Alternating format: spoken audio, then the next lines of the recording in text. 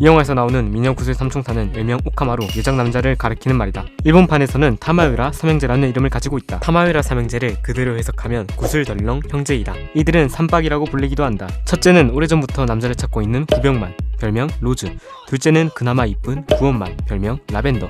막내는 눈썹이 이어져 있는 구정만, 별명 레몬이다. 이들 중 막내인 레몬은 삼박이들 중에서 유일한 초능력자로 짱아의 구슬을 감지하거나 흑구슬족의 위치를 조금이라도 감지할 수 있다. 여기서 흑구슬족이란 구슬족과 대립되는 세력으로 두 개의 구슬을 모아 마왕 자크를 부활시켜 세상을 지배하려는 악의 세력이다. 삼박이들의 키는 레몬, 라벤더, 로즈 순으로 나이의 역순이다. 이들은 서울 이태원에서 클럽을 운영하고 있는데 알고 보니 그들이 운영하고 있는 클럽은 오카마 클럽이다. 즉 이 새끼들 다 남자 새끼들이다. 국내 더빙판에서 팽박이라고 불리는 로즈라는 캐릭터를 더빙하신 분은 유에무 성우분으로 원작을 초월하는 더빙을 해주셨다. 참고로 유에무 성우분은 더빙판 어벤져스의 타노스의 성우를 맡으셨다. 삼박이들 중 우리에게 가장 익숙한 형인 핑박이는 모여봐요 동물의 숲에 나오는 뽀야미와 상당히 닮았다. 작중에서 나오는 여성 경찰인 나열경은 인천경찰청 소속으로 브론즈의 의미를 가지고 있다. 나열경은 자신의 이름을 촌스러워하여서 글로리아라는 가명을 사용하고 다닌다. 구슬족의 촌장은 미녀구슬 삼총사들의 어머니이다. 나이는 공개되지 않았으며 자신의 세 아들들이 여장 남자인 것에 대해 상당히 불만이 많다. 후반부에 구슬족 형제의 어머니가 초코파이를 사라고 하는 대사가 있는데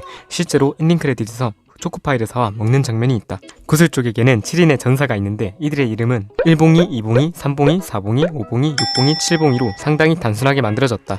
할머니 말, 이들은 제법 강하다고 하지만 이들은 최종 빌런인 헥슨과의 전투에서 단 한 번도 유효타를 먹이지 못한다. 흑구슬족의 족장인 옴마담은 역대 빌런들 중에서 준법적인 모습을 보여준 빌런이다. 옴마담이라는 캐릭터는 의외로 정신력이 제법 강화해서 유일하게 헥슨이 마음을 읽지 못한 캐릭터이다. 마왕 자크를 부활시키기 위해서는 구슬 2개, 조정하기 위해서는 마봉이라는 막대기가 필요하다고 한다. 방금의 언급에서도 나왔던 헥슨은 이번 극장판의 메인 빌런이자 엄청난 미친놈이다. 헥슨은 짱구 극장판에서 나오는 인간 악역들 중에서 미칠 정도로 살벌한 강자이다. 쉽게 말하자면 외계인이나 로봇 같은 캐릭터를 제외한다면 이 새끼가 세계관 일장이다. 헥슨이 이렇게 강한 이유는 헥슨의 능력이 엄청나기 때문인데 먼저 신체 능력부터 알아보겠다. 헥슨은 일반인 이상의 피지컬을 지니고 있다. 체급부터가 일반인 이상이고 과거에는 격투기 프로 선수가 포함된 23명과 한꺼번에 싸워서 이긴 적이 있다고 한다. 작중에서 브론즈가 쏜 총알을 미친 속도로 피하는 모습을 보여주는데 이것만 봐도 정상인은 아니라는 걸 알 수 있다. 두 번째는 헥슨의 핵심 능력인 독심술인데 여기서 독심술이란 생각과 마음을 읽는 기술이다. 헥슨은 이 독심술이라는 능력을 획득하기 위해서 11년간 히말라야에서 수련을 하였다고 한다. 하지만 짱구 엄마와 짱구 아빠가 노래를 부르며 공격을 할 때는 생각을 비우게 되어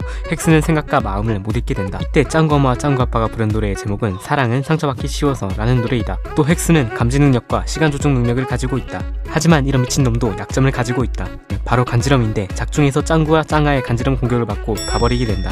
헥슨의 성우랑 신영만의 성우는 고 우세호 성우분으로 같다. 작중에서 이 누나들이 이렇게 누워있는 장면이 나오는데 이 장면은 일본의 히라가나로 만들어진 헤노에노 모에지를 표현한 것이라고 한다.